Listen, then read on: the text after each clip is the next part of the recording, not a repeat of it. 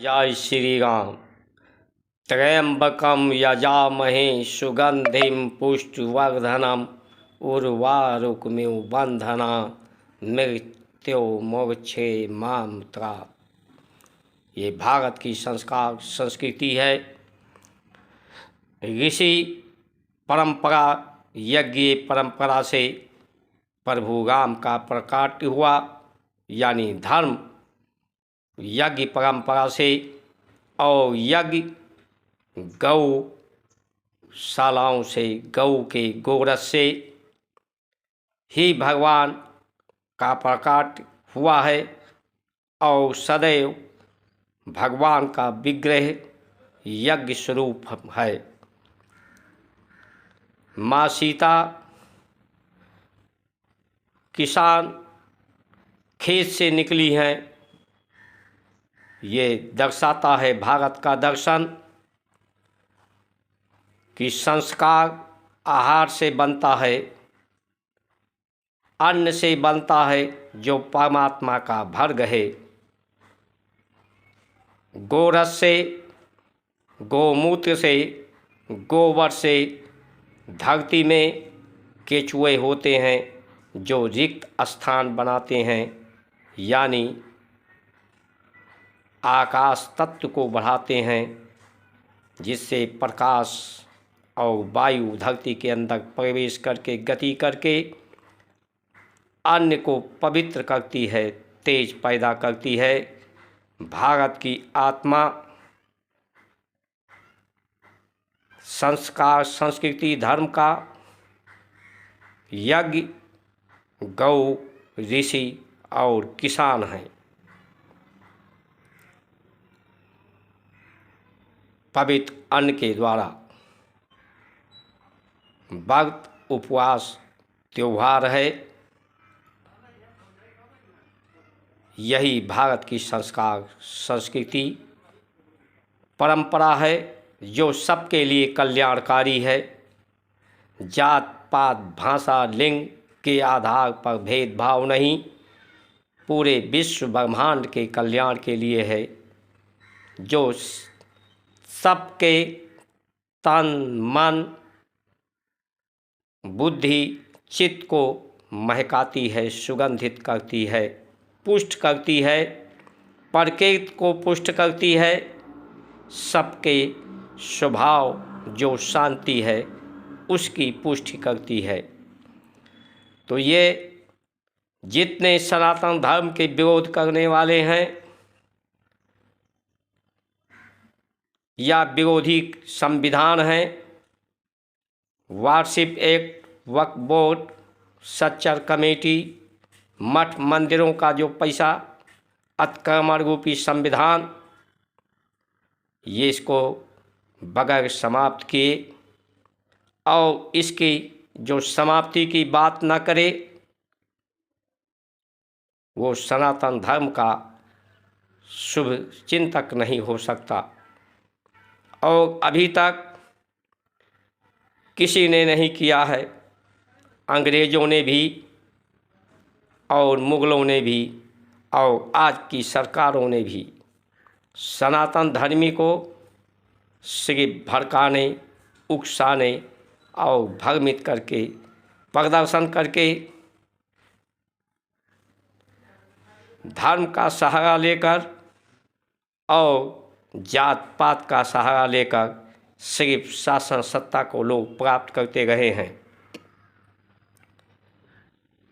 भौतिक सुख सुविधा का लालच देकर समाज में जहर विष घोल रहे हैं।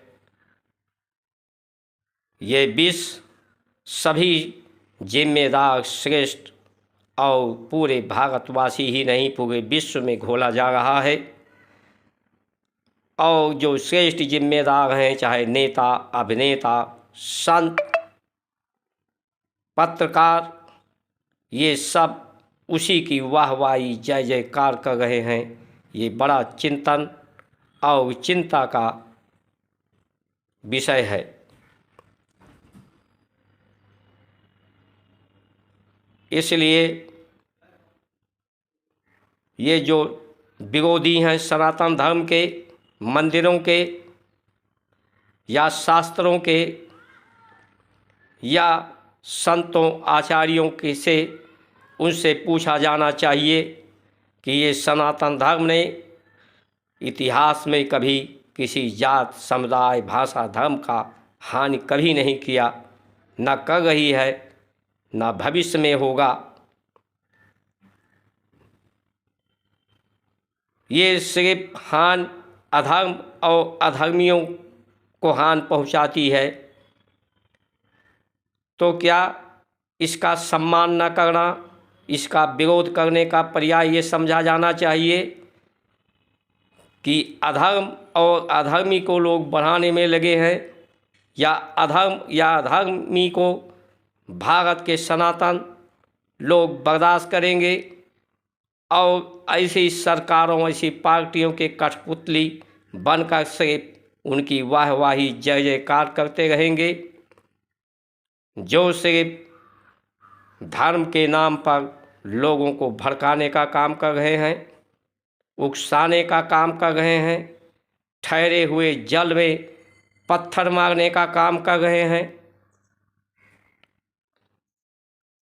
गीता, कुछ लोग कहते हैं कि गीता या संविधान को चुना जाए। मैं उस सिर्फ गीता को नहीं, संविधान को चुनूंगा।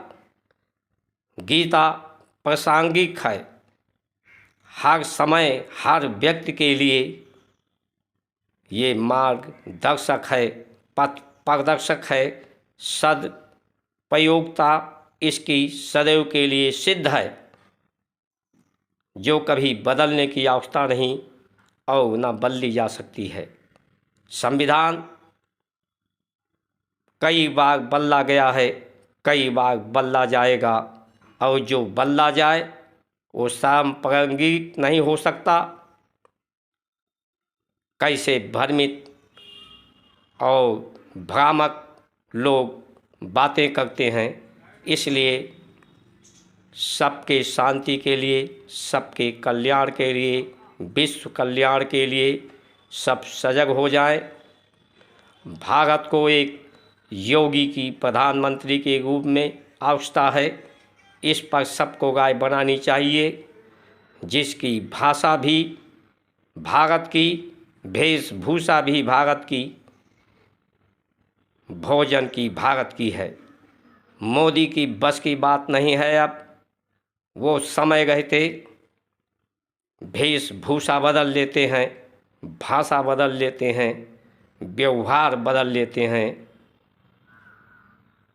इसलिए आइए हम सब लोग मिलकर भारत संस्कार मंच YouTube channel, Facebook, Instagram, Twitter के माध्यम से संचार क्रांति में आप सबका स्वागत, वंदन, अभिनंदन एवं ये परम पुरुषार्थ करने का सुअवसर है आपके लिए। इसमें सहयोग प्रदान करके महान कृपा प्रदान करें। जय श्री राम।